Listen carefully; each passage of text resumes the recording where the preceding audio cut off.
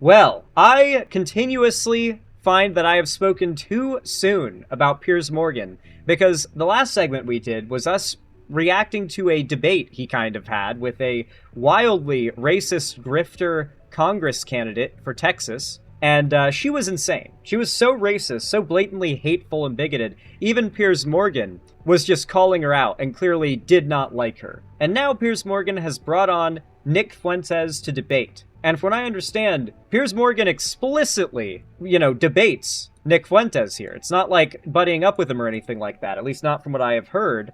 And I've not seen any of this yet, but apparently it gets real crazy, real wild, and another rare W for Piers Morgan in a relatively short time. Maybe he's starting to realize how insane the American far right actually are. They might have presented themselves fairly well on his show to him, but the reality of these people is that they are insane and hateful, and they're about to see one of the worst of them show their full ass to his face, and not in the fun way either. Nick had a crash out, did he now? I'm curious to see where this ends up going then. This is a long debate based on the runtime of this video, so I'm really, really curious to see how spicy it ends up getting. This should be fun. I don't know how much of it we'll get to watch, but I'm excited. I hope you guys are too. If you are, hit that big fat like button down below, and on the stream if you're watching live. It really does help a lot, and I appreciate it a ton. Subscribe and ring the bell icon if you want to see more from me. Comment down below, Piers the Nazi. Like, not Piers, but Pierce. Like piercing a balloon. Pierce the Nazi. And that'll let me know you support the video, that you want to boost it in the algorithm. And of course, hype the video as well, if YouTube lets you. Sometimes they won't if you haven't commented enough on my videos in the past, but if you have, hit that hype button. It boosts the video a ton. I really appreciate it. Without any further ado, let's get right into this debate. You're a New York Times reader, NPR fan, and Daily Wire subscriber, or an avid consumer of all things Tucker Carlson. For several months now, there's been no avoiding the subject of Nick Fuentes. And let's be clear, the main reason you're hearing about him is because he's popular. A large number of people, especially young men, are interested in what he has to say. What that says about our society and our culture is the subject of ferocious debate. For many people, it's a grave indictment of an insidious immorality. For others, he's a product of a culture which has turned on its own and left many young people feeling listless and bitter. He's either a litmus test for right-wing hypocrisy on free speech or a walking, talking manifestation of where the line should be drawn. And a frankly preposterous amount of airtime has been spent on debating everything from his ideology to his sexuality and whether anyone should actually talk to him at all. If I were writing a glossary entry on the Streisand effect, I wouldn't put a picture of her next to it. I would put a picture of Nick Fuentes. They have opted to not do so when it comes to Nazis like Nick Fuentes. Fuentes takes this guy apart brick by brick. It's a full takedown. Wait, are we really going to pretend like the problem is that the right ignored Nick Fuentes? Because they didn't ignore him. They outright platformed, supported, and defended him at every single turn. The, right-wing dislike of Nick Fuentes is a very new thing. Let's not pretend it isn't. I mean, didn't Trump literally have dinner with Nick Fuentes at Mar-a-Lago, 2 years ago? Concern is that people who are a bit more moderate are deeply alarmed by Nick Fuentes. I was very happy to see that, Nick Fuentes really passed that test with flying colors. That fragmentation is being caused purposefully by a splinter faction of people led by a young man named Nick Fuentes. That's the war. Can you get the beef prices down? Not crazy things that Nick Fuentes or these other loons say on social media. Well, it looks like all these screaming... Let's get the everything prices down, not just the beef, but yeah, the beef prices are pretty absurd. I haven't had a burger in a while. But Nick Fuentes on the internet is finally dying down a little bit. So now we had on this guy, this Fuentes guy, and never challenged him. You should have Nick Fuentes on your show and you could ask him questions about that. The truth is, it doesn't make a lot of sense to spend all this time talking about Nick Fuentes, but not actually to Nick Fuentes. People who say you shouldn't give him a platform overlook the very obvious fact that he already has a platform of his own, which is often bigger than most of the people complaining, and he uses it to speak unchallenged to his many followers. It's on that basis I've invited him to appear live and uncensored on my platform, and Nick Fuentes joins me now. Nick Fuentes, welcome to Uncensored. Hi, great to be with you. I don't know you. I don't think we've ever met. You can correct me if that's wrong. I know about you. I know that... I feel like the assumption that Nick Fuentes is popular because his ideas have merit is quite insane. Nick Fuentes is popular and has always been popular when he has, stints of popularity, in large part because of a trend in cynical, troll-based, politicking becoming a thing, the it thing to do. And Nick Fuentes sort of represents that hollow, smug, laughing as you take nothing at all seriously in politics, and yet you still make very serious impacts in politics. He sort of represents political irreverence, and he's kind of the embodiment of it. A lot of his followers are teenagers who like that he is a provocateur and gets people angry, and people freak out when he's brought up as the subject of conversation. Just that alone is a lot of what his supporters like about him. It's a lot of his appeal, not his ideas or their merits. That increasingly people are talking about you in a more mainstream environment than you may be used to. So for those who know nothing about Nick Fuentes, I want this to be an opportunity to get to the real person. I don't know who that person is, but I do want to use this opportunity to get there. I've seen you talk, as we prepared for this, in exchanges with people and on your show, saying if you fear it's going to be very hostile, it's going to be an ambush, all those kind of things. I don't intend it to be overtly hostile. I don't intend to ambush you. I intend it to be an examination of what you said on the record, an examination of what you believe, or what you say you believe, and an examination of what your rising popularity says about the state of the conservative movement in America. So those are my goals from this interview. What are your goals? Why are you doing it? I thought it'd be interesting. And, you've talked a lot about me on your show over the years, and this is the first time you actually extended the invitation. I think it might be the second, actually. I think we talked about doing it during A24 a few years ago, but you've talked a lot about me with the panel, and now you've extended the invitation to talk to me. And I think it'd be interesting for me to maybe clarify some positions and maybe get to know you a little better as well. So I'm looking forward to it. There is a belief that you have two personas. There's one that you roll out now for podcasts and for shows like mine, where you come across as reasonable. And then there's your show on Rumble, where you often come across as having, a very unreasonable view on things. This is what Coleman Hughes said about you. Nick Fuentes knows exactly what he's doing. He is consciously playing this double game as part. Well, of course he does. He's been in this game for, God, I want to say, I swear he's been around since like 2017 at least. 2016, 2017. He's been in this game of internet politics for a long time. He knows exactly what keeping the mask on is. He knows how to dog whistle. He knows how to change everything about how he presents himself, depending on the audience he's presenting himself to. It's not rocket science. It's just the kind of thing that he's had enough experience to figure out. Part of a long-term strategy to become popular enough to take the reins of power, at which point he plans to pivot towards the extreme and unpopular policies that he advocates daily on Rumble. So first of all, what is your response to that? Well, first of all, I would say that Coleman Hughes is a propagandist. He works for the Free Press, which is run by Barry Weiss. So I think you have to consider the source. And Barry Weiss is a pro-Israel partisan. Free Press is just bought out by CBS for $150 million by Larry Ellison, or his son David Ellison. And so I think that's coming from. Keep in mind, you're not allowed to have any personal biases as a journalist, or you're a bad journalist, is what he's claiming. Surely Nick Fuentes is a good journalist then, because he has no biases at all.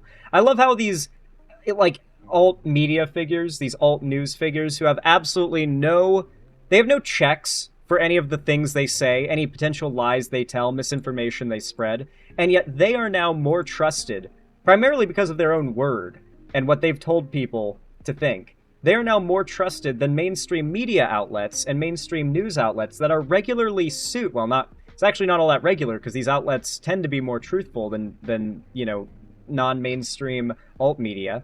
But these large outlets, whenever they misreport or they lie about someone, they are sued, and they're sued for big money because they're large organizations, and there's very little argument to be made that they did not commit a civil offense when they get sued for defamation, libel, or anything like that, should they report on misinformation. And yet people like Nick Fuentes will be like, you can only trust people like us. Meanwhile, there is no checks for someone like Nick Fuentes. At the most, you can sue him, but it's not going to be the same as like CBS or MSNBC or CNN getting sued. Like, that's a big deal. People lose their jobs, and so there's a very high pressure to not fuck up on an individual level, because the company will fire you for your mistakes. The company itself having an agenda that led to them lying would lead to at least civil litigation. A particular point of view. We can't pretend like that's coming from a vacuum or from some fixed position. That's coming from a propaganda outlet that's in favor of Israel. That's first. But second, I would say he is right about the two personas. And I think that everybody understands this on some level. On my show, I make jokes and I use rhetoric and I'm hyperbolic because for a long time I had an audience that was small on these dissident platforms. I was on DLive for many years. A lot of people don't even know what that is. And so I had a small following, and we had... Well, to be fair, DLive was big in the sense that, it was big and it was small. PewDiePie was pushing DLive. PewDiePie was exclusively streaming to DLive. The reason why no one remembers that anymore is because Nick Fuentes' audience from back then has grown up and don't watch him anymore, and Nick Fuentes' current audience are a completely new batch of teenagers. DLive, what's that? Basically, it was Rumble before Rumble, more or less. It was a different alt streaming platform. PewDiePie was sponsored by them and did an exclusivity contract, and it became the official Nazi streaming site. Because at the time, PewDiePie had just done a lot of sussy stuff, and was the Nazi 4chan sphere was really big on PewDiePie. They were calling him their guy and whatnot. And so because he was streaming to DLive, the like 4chan sort of Nazi sphere ended up taking it over. So you had PewDiePie and a bunch of Nazis streaming there. And PewDiePie was locked into like a 1-year exclusivity contract too. So he had to keep streaming there. That's sort of like an in-group sense of humor and memes and things like that. And you talk about it one way on a freewheeling live stream when I'm by myself and I'm ranting and we make jokes and we play devil's advocate, we play with different positions. But then when you sit down in an interview like this one and people ask me a good faith question, what do you actually believe? Well, then I clarify and I say, well, here I'm not joking, here I'm not being hyperbolic, I'm not being rhetorical. I'll tell you precisely what I believe. As far as this idea that I'm going to get power and then turn into Hitler, that just sounds totally insane to me. I'll be honest, it just sounds insane. Do you have aspirations for political power? Not really. I think that if I wanted to run for office, I wouldn't say a lot of the things that I say. I don't know that a lot of people would vote for me. I tend to offend everybody, even a lot of people that like me. So no, I'm a truth teller.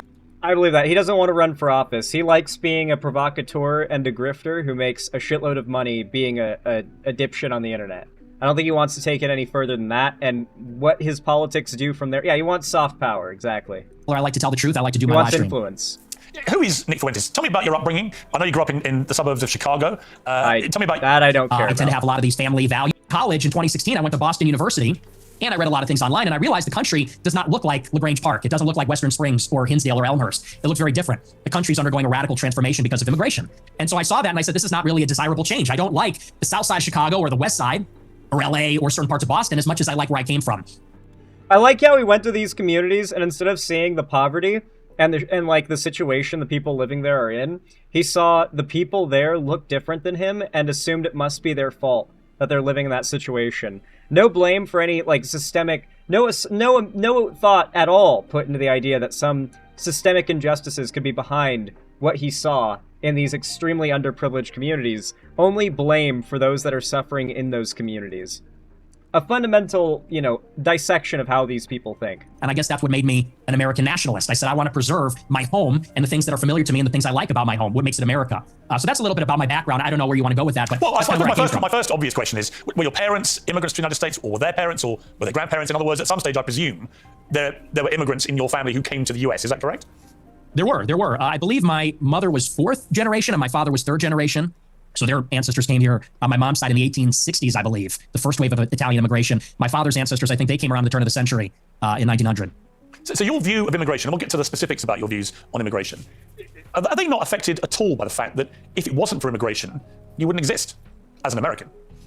Well, I would certainly exist, but like I said, maybe not as an American. Certainly that's influenced in some.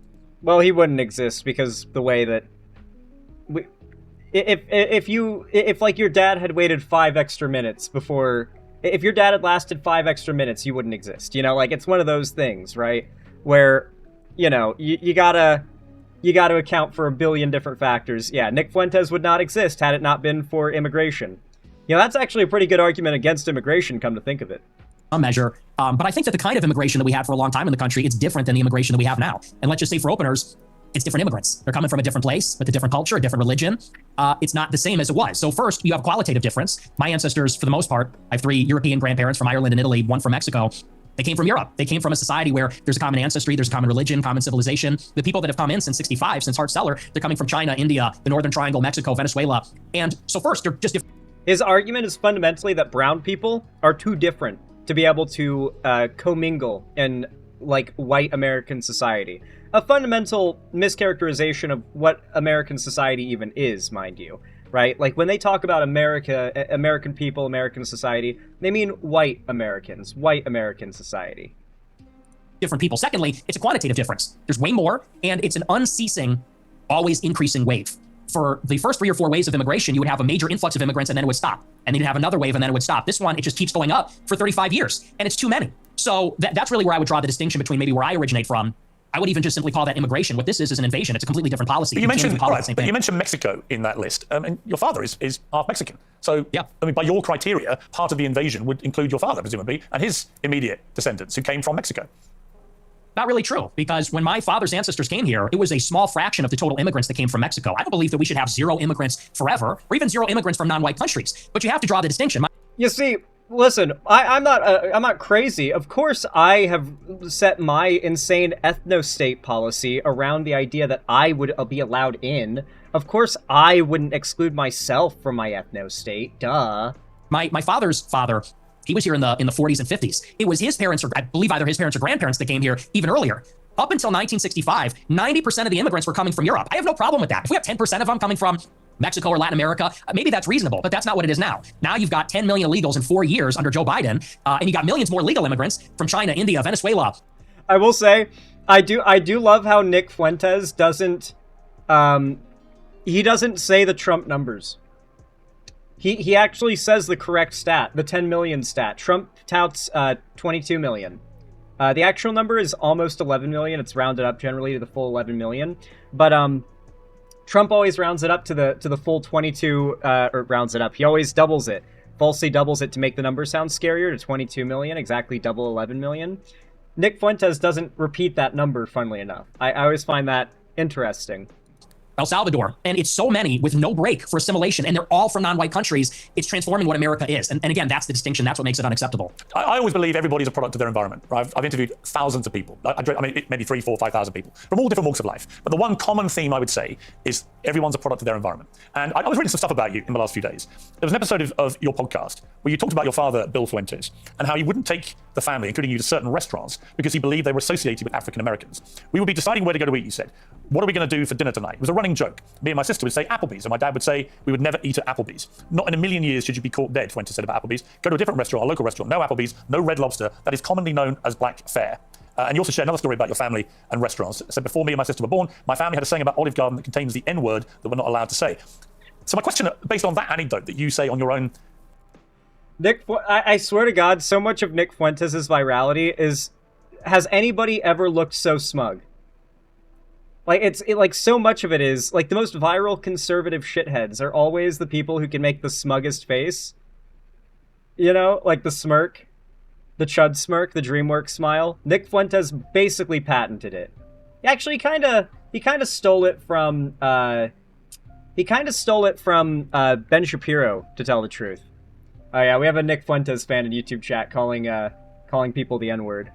Yeah. Well, they'll show up from time to time. You know, they are teenagers, most of them. Podcast is, do you think you grew up in a racist environment? That your father was inherently racist? And that thought process moved to you? Well, I would say it's a new low. I've been attacked for being a racist many times, but to attack my father, to attack my parents based on anecdotes, I would say that's sort of a new low. Hang on, it's your running. Many people attack Nick Fuentes for being a racist, but no one would ever think that, honestly. It's not like we just had a Nick Fuentes fan in chat just say, Nick is great, and then proceed to call a bunch of people in chat the N-word. Yeah, it's not. People are just throwing these accusations of racism out of the blue. Anecdote. Yeah, but he's not here to defend himself. You are. And my parents aren't. You told the story. And I will. And I'm not trying to ambush you. As I said at the start, Nick, to be clear. No, it's not an ambush. Nick, to be clear, I'm not understands. ambushing you. I'm literally reading an anecdote that you revealed on your podcast. It's you that's put it in the public domain. I know. I'm simply asking you whether my assessment of that, which is that your father didn't want to take you to certain restaurants because of what you refer to as they were commonly known as black fare, whether that attitude to African Americans in that instance permeated to you. It's a reasonable question. Yeah, no, like I said, I think everybody knows what that is, but I'll address it. I'll engage with it, and I'll defend my father from the charge of racism. Sure. No, my parents are not racist, and they've never been racist. I'll tell you about my parents. They used to have a school in Chicago, in South Loop, where they instructed people on how to shoot firearms. It was a security school, and most of the clients were black. And I believe actually one of their clients was Larry Hoover's son at one point, sort of a funny story. And so most of their clients would come in from the south side of Chicago. My grandmother, she grew up in the projects in the city. And so my family, being in Chicago, being ethnics, being Italian, Irish, Mexican, in the West Side, on Taylor Street, all over the city. My family for many generations have lived near and around black people. And look, my views about black people and their views about black people. Don't believe a single word he says. Nick Fuentes has also claimed that the KKK used to do community service for poor black communities at one point. All right, like this guy will lie through his teeth about shit like this, especially if it's something you can't fact check him on, like his upbringing. People are shaped with experiences with black people. And what they will tell you, what my parents would say if they were here, is that for many, many years, the older generations of black people were very respectful, very humble, very decent. In fact, my grandma used to have an anecdote. She grew up in a lot of dysfunction. Her mother was mentally ill, and they would be having dinner in the projects, and there'd be so much chaos and dysfunction and disagreement and fighting. And she would look across the way out the window at a black family in the other apartment, and they'd be holding hands around the table saying grace. And this is sort of the culture that used to prevail. But now what you have in the city is that there's no accountability for the black people. And now Chicago has become a complete dump because these teenagers go out and they take over the city. They call them teen takeovers. That's the euphemism for it. They're teenagers, but they all come from the same neighborhood. They drive up there and they mug people and attack people and they destroy cars and destroy shops. We had the Festival of Lights a couple of weeks ago. It's supposed to be a family event. And they light up the trees and they, there's a big parade. I was in the parade one year and you had a bunch of black people there shooting each other. 7 people shot, a 14-year-old killed in the Magnificent Mile. And I know there's a lot of black people that feel the same way about this. They say, we've lost control of the city. and we're looking for accountability. We have a lot of black people that are always outraged about racism, outraged about attitudes from white people, but they're never ashamed of some of these behaviors, never ashamed of some of the things that go on. And that's why I think there's a lot of negative attitudes these days. And so, again, I think those attitudes. What is he even talking about? He's appealing to all of the discomfort that white teenagers and young adults feel about poor, black, low-income areas. Like, they feel like these areas are dangerous, they feel threatened by them, they're scared of them. The concept of the hood has been mythologized by the internet through much of their upbringing online. And so when Nick Fuentes over-exaggerates this shit, people buy it, right? Not only are we on a continuously falling, streak of dropping crime that continues to drop and drop and drop. Violent crime is continuously on its path towards going... it's definitely going towards the direction of extinct, more than towards the direction of proliferating. Not that I ever think it will be extinct, but it's heading that way, more so than the other way. Like, the fear-mongering is nonsense, but people still feel afraid. In fact, people have never felt more afraid despite never having been more safe from violent crime. Nick Fuentes does a good job of taking advantage of that. Meanwhile, a lot of these suburban and rural living white kids on the internet who the majority of their social life is on the internet because maybe they live super rural. Those people have never been to a city before. They don't know. Whatever Nick Fuentes says a city is like, they're going to buy it. They've been buying it from Tucker Carlson and other conservative pundits for decades. Well, the boomers have, but now they'll do the same. You say I'm a product of my environment. I am, and so are my parents and my grandparents. Unlike you, because you're not even American, in Chicago, we have to live in a big, diverse city where there's a lot of different kinds of people. And I live in a big diverse city. I live in London. It's one of the biggest and most diverse cities in the world. But it's not the same. Well, actually, it's a big diverse city. The only difference is we don't have the gun violence because we don't have guns. That's a whole different story. I don't want to get into that with you. I have got into that before. You got a knife problem. You got sword problems. We have problems. You have Aladdin. We have problems with violent crime. I make no pretense of it. So the idea that somehow I'm cosseted in London because I'm not in Chicago. I didn't say that. Well, you kind of implied it, but I guess my point about the environment, I'm not saying you are a product of your environment. I'm saying most people are in some capacity. When I read that anecdote, which just to remind you, it's not something I have put out there. You told this story, right? And you said that you said this. We're looping. You said this. No, you haven't really directly, I think, responded to it, which is whether your father would not take you to certain restaurant chains because he associated them with black Americans. Is that true? No, well, see here, if you're in America, you would say that Olive Garden is not real Italian food. Applebee's, TGI Fridays, and stuff is a load of crap. My dad was just a food snob, but no, it's got nothing to do with that. My best friend in first grade was a black guy. We're not a racist family, so. Okay, so my best friend is black. There's no shot. He's got to be memeing there. Nick Fuentes has got to be memeing and leaning into the meme with that one. That one was for his fans. The "my best friend is black, how could I be racist" line from him. When you told the story, I'm just curious. So when you told that anecdote, which clearly on the face of it is racist, right? You're basically saying your father made racist decisions about where you would go as a family to eat. Are you saying, well, I'm just going to ask you a question. Are you saying that when you told that story, you didn't mean to infer that he was racist? And do you understand why when somebody like me reads that anecdote for the first time, as I did this week, I reach a different conclusion?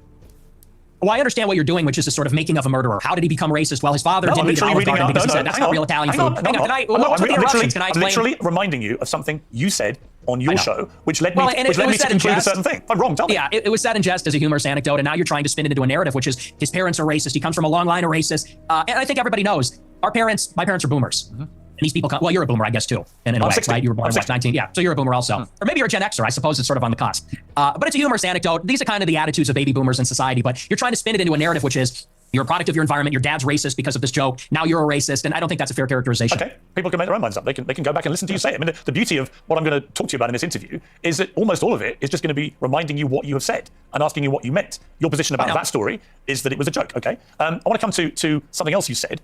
This is where you talk about Jews, women, and blacks. Let's just take a listen. They're always coming up with, no, it's not the Jews, no, it's not women, no, it's not blacks. It's actually really complicated. No, it fucking isn't at all. Jews are running society, women need to shut the fuck up, blacks need to be imprisoned for the most part, and we would live in paradise. It's that simple. Okay. Would you like to clarify what you meant there? That's all true. That's 100% true. Everything I said in that clip is true. Oh, including boy. that blacks need to be imprisoned for the most part. Yeah, yes. But all of them? No, for the most part. What does the most part mean? What percentage of American blacks would you like to see in prison? Whatever the percentages of the murderers. I think it's 1 in 20 black men will commit a murder in their lifetime, so maybe let's say that, 5%. Oh, so you're talking about black people. And what definition of the most part is 5%, by the way?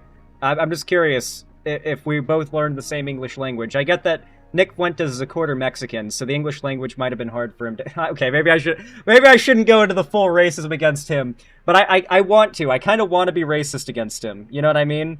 Like, you almost want to fight fire with fire. You know? Holy shit, you're Mexican? It'd be funny. It would be funny. People who murder people. Yeah. Oh, absolutely. Yeah. But you didn't say that. That's You just the said crime blacks need to be imprisoned for the most part. You didn't clarify that you were talking about black murderers. Right. No, you're right. That's a good addition to that. That's a great point. You think it's funny, or? I do. I think it's hilarious. I think it's totally true. Do you think a black American would find it funny? You think that blacks should be imprisoned for the most Yeah, part? he's memeing. Blacks are my biggest fans. I get high fives all the time. They say, Nick Fuentes, I love your show. They agree with me. And you want to know why? Here's the difference. Black people are the most victimized by other black people. You think black people want to live? You don't really have to own anything, and you can't be owned if you aren't serious about anything, if you treat everything like a joke or like a meme, and that's what he's doing right now. He's fully fallen back on playing everything off as a joke now. Live in the hood, in the ghetto, and get shot all the time. That's what happens in the south side of Chicago. You should come here. I'll take you there. We could go to Garfield Park. My son went to Chicago Inglewood. University for a year, actually, several years ago. Yeah, that's a bubble. That's a bubble. You think you're in Chicago in Hyde Park? You don't know Chicago. Go a little bit west, see what it's like over there. And I'll tell you, black people agree with me because they're tired of it too. And maybe not most of them, but a lot of them agree with what I say about that because they know how it is. That's why the first thing they do when they make a little bit of money.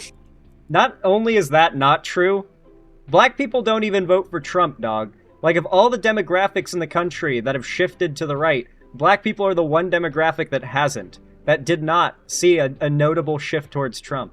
Is they go and leave to another neighborhood. Okay, so what was just remind me again, the percentage of black men who commit murder in America. What was the percentage you gave me? It's 1 in 20. 1 in 20. It's 1 in 100. No, it's 1 in 20. No. Yeah. The 1 in 20 line was like, that definitely sounds sus, but I mean, maybe if you account for like certain like city factors, like maybe if you're like, I guess the majority of black people would live in cities, and cities have the highest crime rates, and so maybe just by that factor that could contribute to it. But yeah, 1 in 100 sounds a lot more real. Less than 1 in 100 black US men commit murder. That's Less the than most 1 in up-to-date crime 100. statistics in America. That's not true. I've seen other statistics. They say 1 in 20 will eventually commit a murder. So your rate means that you're saying that 5 times as many. Like, as much as Piers Morgan is a hack, who do you trust the data from more here? Piers Morgan or Nick Fuentes? Do you trust the neo-Nazi who goes on rants about how much he genuinely hates black people about his racial crime stats? Or do you trust the guy who is on syndicated television and has a reputation to uphold? Many black men commit murder as the official crime statistics say.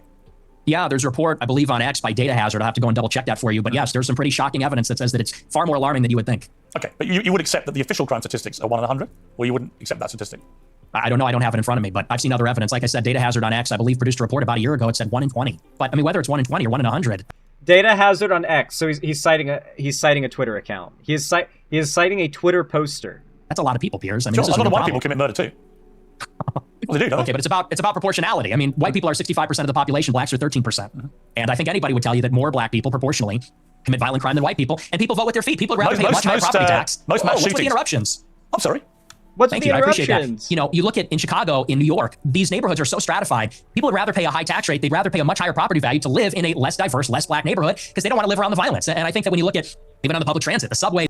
People don't pay to live in less black neighborhoods. People pay to live in nice neighborhoods. And the reason why there aren't a lot of black people in nice neighborhoods is because they can't afford them.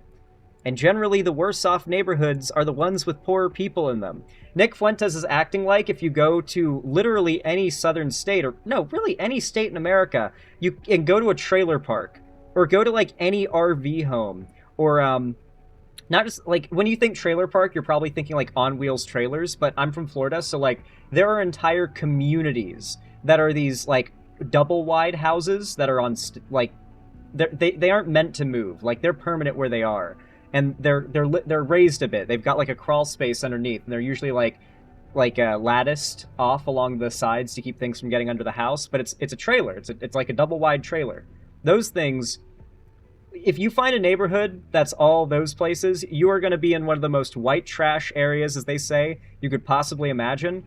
Like Nick Fuentes talks like white trash doesn't exist. You can say the term white trash is racist if you want to, but like the existence of people like that completely throws a wrench in this like racial, this racializing of the idea of certain areas looking and being shittier than other areas. The blue line, people don't want to go there because they know who occupies and menaces the public transit. It is these people like Daniel Penny had to deal with. It's people like Irina Zarutska had to deal with. And that's just the uncomfortable reality. You've also said you don't want to live near black people. Let's take a listen to this clip. I'm a new generation of white person. I'm not living around blacks. Sorry. I want white kids, and I don't want my white kids bringing home black people to marry. It's racial for me. And you call me racist? Oh, very Christian of you. I don't give a fuck. I mean, it couldn't be clearer, really, unless you want to say that's another of your jokes, but you're basically saying, yeah, I'm a racist, aren't you? Yeah, I'm fine with that. You're fine with saying you're a racist? Totally. I think everybody's racist. I think everybody, if we're being honest, is racist. I think everybody, the only people that aren't racist or pretend not to be are white people to their detriment. Everybody else is racist. So earlier in the He's not racist, but if he was, everybody is, and if they're not, then it's okay, because at least everything he believes is right. That's basically his position. It's a constant rolling, backpedaling of, it was a joke, I was being ironic, and then once he gets back to his stream, he's gonna be like, obviously, none of that was a joke, none of that's ironic. We gotta, they all know that he has to lie through his teeth on shows like this. The interview, you really got aggrieved at the idea that your father was a racist. You wanted to make emphatically because my father's... He's not. Because my father doesn't share my same views on that. So he's the exception to everyone's a racist. Well, everybody's a little bit racist. You're right. So maybe everybody... The difference is you're attacking my father. He's so mature. Well, it's because he's trying to appeal to teenagers, and that's the majority of his audience. He can get fired from his job. I'm not attacking your father. You are. No, I'm not. I don't know your father. And to be clear, I have no knowledge about him at all. Well, then let's leave him out of it. Let's leave him out of it if you don't know. Hang on, Nick. You put that story into the public domain on your show. I'm simply reminding you of what you told everybody, millions of people, about your father. If you now want to retract it, fine. If you want to say it was a joke, which is what your position was earlier, fine. But I'm allowed to put to you things you said publicly. That's not unfair. That's not me targeting your father. You put that story about him out You know what you're doing. You know what you're doing. I'm asking you about a pretty shocking anecdote, which to me looked like you were saying your father made decisions about where you as a family would eat based on skin color of people who worked at these places. If you say, or use them, if you say that is not what you meant, that's fine. You can respond any way you like. But the idea I can't ask you about it without you saying I'm attacking your father is ridiculous. Well, you are, and you know what you're doing. And there's a political culture in America where if you have the wrong views, you get fired from your job. And my father has a job. And if you go on here and say, you charge him with racism or something, and I'm put in a position where I don't look like I'm sticking to my guns if I don't say my father's a racist, you're putting him in jeopardy, and he's not here to defend himself or explain his views. And it's very low, and I think you know exactly what you're doing. Damn. I'm not gonna lie, Piers Morgan is getting to him, and you can tell. People can see what you're doing. I'll defend my views, and I think that, so let's leave him out of it. Let's just not talk about my father, because my father isn't here. I'm here. Okay, well, then do you accept that you shouldn't talk? Okay, that's fine. But then do you accept you shouldn't talk about your father on your show, and you shouldn't tell? Absolutely not. Absolutely not. So not. it's fine for you to put a story out there, which would make most people who listened to that story or watched it at the time on your show conclude that he was racist. It's fine for you to do that. But if I then ask you about it, I'm the one who's being unfair, and I've crossed a line. Is that what you're saying? Yes. Okay, yes, you're being malicious. Okay, that's fine. That's fine. Listen, people are watching this live. They can draw their own conclusions about whether what I just did. Will. Yeah, and I'm sure afterwards, by the way, you'll say he ambushed me with your own words. Whoa. With your own words. That's a little presumptuous. I'm not going to say it's an ambush, but I think that's a low blow. And I think you know what you're doing, and that's fine. You're a tabloid journalist. I expected that. I don't think it's an ambush because I knew it would be like this. And people will see what you're doing, and I think they'll say it's low. But as far as you want to talk about racism, let's talk about racism. Let's leave my head out of it. Look, you've admitted you're a racist, correct? Yes, 100%. Okay. Own it. Okay, that's fine. You're perfectly entitled in a free democratic society to stare down the barrel of his camera and tell me you're a racist. People can judge you accordingly. Many people who have assumed. The thing is, Piers Morgan, what he doesn't realize is he's not, maybe not deliberately, but on the side, he's built an audience of people who will see Nick Fuentes talk like this, and they'll hear Piers Morgan say, "You're an actual racist. It's so obvious. You're an actual racist." He's programmed the people inadvertently that watch his show over the course of years to respond to that. Based? At least he's not one of those crazy lefties. So at the end of the day, it's funny how Piers Morgan is trying so hard to put the label of racist on Nick Fuentes, as if that will win the debate. Like, Piers Morgan should know better than anyone that simply succeeding in applying the label of racist to someone on his show will not, effectively destroy them. It's clearly getting into Nick Fuentes' head, but I wouldn't be surprised if this ends up being a boon for Nick Fuentes, audience-wise, and if Piers Morgan has to have this reflective moment of like, oh shit, me bringing him on did nothing to harm his reputation. I did nothing to hold him to account for anything, because he just memes his way through everything. He takes nothing seriously, and his audience are kids who don't understand the implications of any dunks you get on him. Like, they don't understand it. It's like, it's not just that they don't want to understand it. Like, the audience of Nick Fuentes are so young, impressionable, and not tapped into real politics. Like, they're just grapers first and foremost. They don't know enough politics to understand how significant the wins Piers Morgan is making are. they don't have the capacity to understand it. And so for at least a lot of the younger people that watch, it's just going to bring them to his audience. And maybe Piers Morgan's going to have to think, maybe platforming is harmful. Maybe having a platform is a thing I need to be responsible about. That you're racist, will now have heard it from your own lips. That's fine. There you go. That's the point. The point of this interview is to go over the things you said, which have led people to reach conclusions about you, and to ascertain whether those conclusions are fair and reasonable or not. That's it. So I want to play you another clip. This is what you talk about why white people are justified in being racist. Let's take a listen to this. First, white people are every single bit justified in being racist. Every single bit justified, to the extent that that means going out of your way to avoid black people when you see them. Do you stand by that? Absolutely. So white people should go out of their way to avoid black people when they see them. Absolutely. They would be wise. Why? Because it's a lose-lose proposition. If you're Irina Zarutska and you don't walk the other way, you get stabbed to death and you die. If you're somebody else and you... Well, she was turned the other way. That was kind of the point, is that she was in a public train car with a guy having a mental breakdown, and her back was turned to the guy, and she got stabbed in the throat. Walk on the subway, and you stand you're a black person or something, maybe it's fine. It's a lose-lose proposition. So no, I think that white people have been beaten into submission, that we're afraid to tell the truth about it. And that Ukrainian girl? Yeah, I did a whole video about it. I told you we were never going to hear the end of it, right? I did a whole video about the Irina Zarutska thing and how the right is obsessed with using her as like their sword against black people. Meanwhile, they actively support Putin's invasion of Ukraine that she fled from. The truth is that when you go into these major cities like New York or Chicago, I believe she was in North Carolina, there is a menace, which is young, black, adolescent men. They're extremely violent. And we have been told that we have to pretend like they are every other person. We have to be colorblind to that. And we're supposed to go and be in the midst of all this danger. And I think that at this point, it's gotten out of control. You look at the BLM movement, they said that the reason that black people are violent, or the reason there's crime, is because of police brutality, redlining, or all these other things. They said we need to get rid of the police. We need to defund them. And a lot of cities did. A lot of cities like Chicago, for example, the police changed the rules of engagement. They don't chase them. It's not a felony if you steal a certain amount of merchandise. They won't chase them on foot. And now the city's totally up for grabs. I love how retarded the audience of Nick Fuentes is that they'll buy this shit. Like, they have so little life experience, and they're so prone not to do any amount of research to fact check anything that this dumb piece of shit says, that they'll buy this. For those that aren't aware, many cities have changed their laws and policies around policing consistently, non-stop, for as long as policing has been a thing. And more recently, there have been a few big changes made in big police departments that are directly the result of data that suggest it's far safer and better if they do not chase certain people in certain situations. So take, for instance, shoplifters and people who, say, steal a car, for example. We're at the point now where we don't need to chase these people. Like in the 90s, like police chases became like a big thing to talk about because of like the OJ chase primarily. That like really blew up the concept of like running from the police and the police chasing someone down. Like that made that really big. But we have surveillance everywhere now. We can track a car anywhere it goes using a billion different cameras. If someone robs a place, if they shoplift, they'll be caught on camera, and the police can use cameras to track exactly where they went. I can't tell you how many JCS criminal psychology videos I've watched where the guy gets picked up and the evidence they have on him is that they use surveillance cameras to follow him all the way back home, or back to where he went to an alley and took off his mask or whatever, right? Like, I cannot tell you how many times that has happened. The fact is, we have so much tech now. The police have so much at their disposal now to just get a warrant and arrest the guy later when he's least expecting it, that engaging in a full-on chase is just dangerous. It leads to shootouts. It leads to like car crashes and pileups on the highway.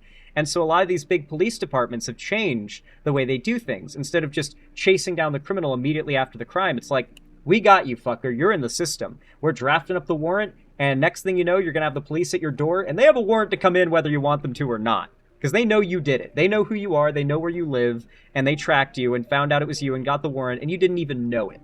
That's how the police operate now. And people like Nick Fuentes use this fact to fool gullible teenagers primarily into believing that these cities have legitimately defunded their police.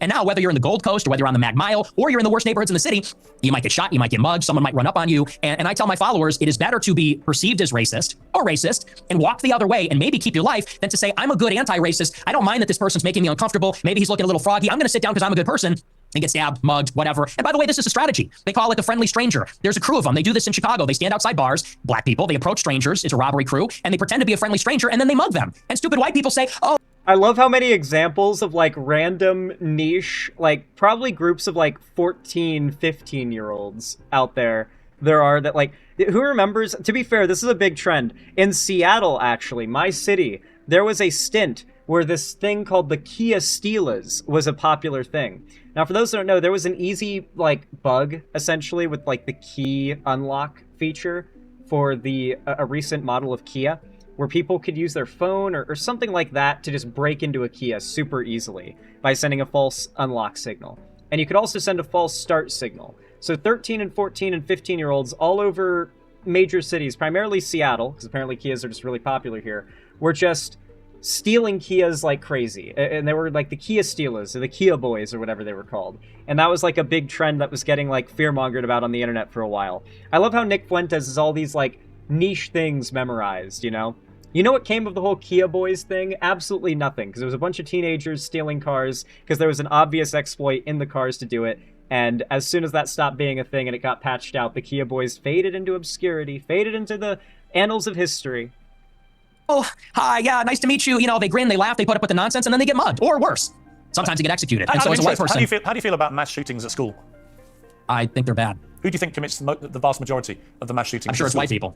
Right. So how do you feel about that? I think that white people do more antisocial violence. I think black people participate in more gang violence. I think that's the difference. What's the difference to the victims? There's no difference to the victim, but it's a different kind of crime, and it's a different proportion also. Do you know what percentage of white people are school shooters? Notice, by the way, how Nick Fuentes was moralizing. For that whole last argument was Nick Fuentes using an argument based in like this moralizing argument from emotion and sympathy, like, you know, the safety of white people, you know, you should just look out for yourself and do what's most safe for you, even if it's racist. And now he's like, okay, well, what about school shootings? White people commit most of those. Why aren't we having a conversation about that? And he's like, well, okay, it's different because white people do it. It's different when it's for him, the ethno-state obviously allows him. He's an exception. You know, white people committing mass shootings at an insanely disproportional rate, that's an exception. All right, we don't have to have that conversation conveniently. I know that the vast majority of mass shootings in schools in America this century were perpetrated by young white men. And I'm curious whether your advice would be to people who have kids in these schools. Is my mic working? Should they avoid? I don't know why Nick's asking that. It's like 99%. They avoid white people at school. Should people with the kids at school avoid young white men at school? No. Okay. Do you know what per capita means? Do you know proportionality? There are more black people proportionally that engage in violent crime or involved in gangs, especially in these major cities, than there are white people that are school shooters compared to the entire white population, and everybody understands that. Two-thirds of mass shootings at school perpetrated by white people. But what proportion of white men commit school shootings? That's the question. I've just told you. But why are the white people the ones doing it? Why? Why are black people not doing school shootings, Nick? Why can't we have that conversation? Why are you so desperate to change the topic? It's 60-65% of school shootings by white people. You're telling me what proportion of school shootings are committed by white people. I'm saying what proportion of white people have committed school shootings. Are you playing dumb or are you just not that smart? What difference does that make to the children lying dead on the ground? See, now you want to jump on the victims. The difference is you're asking, would you fear white people or black people? And that's the difference. The difference is Nick's argument falls apart because he's already lied about the stats of what percentage of black people are dangerous and violent and are violently criminal. It's less than 1 in 100. He claimed 1 in 20. And now Piers Morgan brings up the fact that almost every school shooting has been committed by a white male. And he's like, well, what percentage of white males have committed school shootings, though? It's like, well, you already lost on that argument because it's like fractional for black people committing violent crime. It's also fractional for white people committing shootings. But if black people are committing the majority of gang violence and you want to have that conversation, why can we not have the conversation about why white people commit the majority of school shootings and mass shootings in general? It's a serious problem in America. Why can't we have that conversation? Because it's at the expense of white people in his eyes? Because every conversation, every political topic is a contest between races for him. So having any conversation in which it's about a topic where white people are not pristine and perfect and above everyone else, he cannot own it. He cannot have that conversation. The thing to you is, by your logic, if we now have agreed that the vast majority of mass shootings in schools are committed by white people and predominantly young white men, then presumably your advice would be to avoid young white men because they perpetrate these massacres. But it won't be because they're white, right? So are you playing dumb or are you actually dumb? Maybe it's about proportionality. Maybe I'm dumb. You are because well, I don't think you are dumb. I think you're smart actually, but you're deliberately avoiding per capita. And everybody knows that's the difference. What proportion of white men are school shooters? It's probably 0.00000 1%. What proportion of black men have committed violent crimes? It's probably like 5%. I guess, I don't know what it is off the top of my head, but it's very high. And I would add to that.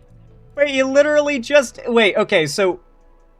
Alright, for one, 5% is 1 in 20, which is the same number that he stated and that he got from stats. This is how retarded he is. This is how retarded his fans are.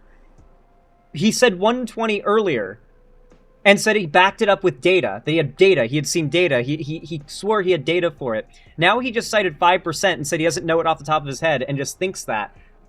5% is 1 in 20. That is the same stat. That is literally, he just repeated the stat that he cited and said he had data for and admitted he didn't. And he just pulled it out of his ass. But keep in mind, he's dealing with teenagers who genuinely might miss the fact that 1 in 20 and 5% are the same thing, and that he's now brought up the same data twice, and now admitted that he never had anything to find, that he founded that data on originally, for his first argument at the start of this debate. But it doesn't matter. Like I said, Nick Fuentes polls for an audience that does not understand the significance of him losing that point. Even as it concerns schools. Why do you think parents pay a super high property tax to live in a school district where there's white people? Because they know that if they go to the black school, it's going to be the Bloods and the Crips. It's going to... No, because schools are funded based on property taxes, you fucking idiot. You literally mentioned them a second ago. A school is as nice as its funding. If it is in a bad area with low income and low property value, the property taxes will be low, and thus the school will be poorly funded. A high-income, generally white community, because of the number of factors that keep black people down that Nick Fuentes doesn't acknowledge, going all the way from slavery to Jim Crow to redlining to modern-day systemic racism in our criminal justice system. He doesn't acknowledge any of these things, but yeah, parents want to put their kids in white schools because white schools are in white neighborhoods with high property taxes and thus high funding. Most parents want their kids to go to schools with up-to-date textbooks. That's kind of common, yeah. It's going to be gangs. It's going to be, you talk about school shootings. Nobody talks about all the school shootings that are committed by gangbangers in and around the school and all the other violence that's associated with that. I mean, these schools in the south side of Chicago, it's just not I have an answer for you, Nick. So the proportion of the population who carry out mass shootings is actually the same for black and white. For white people, the proportion of... No, the proportion of the are you hearing it? No. So, I think the trouble with your statistics is a lot of them don't bear much scrutiny. So what Piers Morgan is doing here... Oh, wow, Larry Banks. Let me get to that in a moment. What Piers Morgan is doing here is really clever. And you can see that Nick is befuddled by it. All right. I'm very familiar with this as an American gun owner who loves guns and has a bit of a gun autistic obsession, okay? There are roughly 4,000 to 4,500 mass shootings in America every year, if I'm not mistaken, if I'm not misremembering the data. And that number is somewhat misrepresentative. Because when you hear mass shooting, what you think of is probably not what most of that number is made up of. So to qualify as a mass shooting, by most institutions, a lot of different institutions have different categorizations, but the most commonly cited statistic is the one that goes by this. And the stat is, if a shooting occurs in public, if gunfire happens in public, and more than 4 people are injured, it is a mass shooting. And this includes injury of any kind, including trampling. So if someone fires a gun in public and 5 people get trampled and have to go to the hospital, it is now considered a mass shooting. It was a mass shooting event and will be considered as such in the data that will be most commonly cited. So that's a factor that inflates the numbers a bit, is like, if someone shot a gun at another guy in public and a few people tripped and busted their face, then that's a mass shooting now. But there's that. But there's also the fact that gang shootings that happen in public, in the open world, we'll say, they are also categorized as mass shootings. When you think mass shooting, you're probably thinking lone gunman walks in and shoots up a school or a shopping mall or something. And if we go by that, it is pretty much 99% white people. But because gang violence and a variety of other shooting events where just enough people were wounded in any way during the event are added onto the total, it is actually, like, in total, when it comes to mass or any kind of multi-victim shooting event, it is roughly 50-50 down the middle, because on one side you've got lone gunmen, white dudes shooting up schools and malls, and on the other end you have gang violence. And that ends up basically 50-50ing the data. I'm really glad Piers brought this up. It's actually a very clever thing on his part. We have a bunch of fact checkers checking all this in real time, because you do have a tendency to just come out with a lot of baloney. And when you say, well, it's true. And when you're confronted But with, what's the reality, figure? you don't like it. What's the figure? What proportion of white people have committed school shootings? With white people as the denominator and white people that have committed school shootings as the numerator, what's that percentage? For both black and whites, the proportion of the population who carry out mass shootings generally is about the same. No, tell me the number, and then the only focus of your attention is the black shootings, the black crime. You don't want to live around black people. You want to avoid black people. You don't want interracial marriages or relationships that may produce black people. And yet, when I point out to you that there are many parts of crime in America where actually there's a majority of white people that perpetrate them, you don't care. You don't have any interest in that. It doesn't exercise your mind. Maybe no one's buying this. This kids. argument lost. No one is buying this. Everybody understands per capita. And people can even see what you race ahead and say, well, we're comparing the proportion of white and black school shooters. I said, no, compare the proportion of school shooters that are white versus violent criminals that are black, because that was the basis of the monologue, is that you're very likely, if you encounter black people or young... Now control for socioeconomic factors. Now take that data and control for income. And what happens, Mr. Fuentes? Black man in the city, that you're going to be the victim of a violent crime, of a robbery, a mugging, a car theft, a carjacking, or a murder. That's the difference, and it's about proportionality. And everybody sees past that because we all live in reality. You want to talk about product of your environment? People that live in New York, Chicago, LA, we live in reality. We live in this environment, and we see what it's like. And the threat, the danger, in terms of probability, is... By the way, if you want to look at it, the statistical difference between the average income of a white American and a black American directly correlates with the likelihood of a white American and a black American committing a crime of any kind, including violent crimes. So it is literally directly mapped upon the rate of poverty among white people and black people on average, the crime rate. Like, white people commit as much crime as there is poorness within the white population.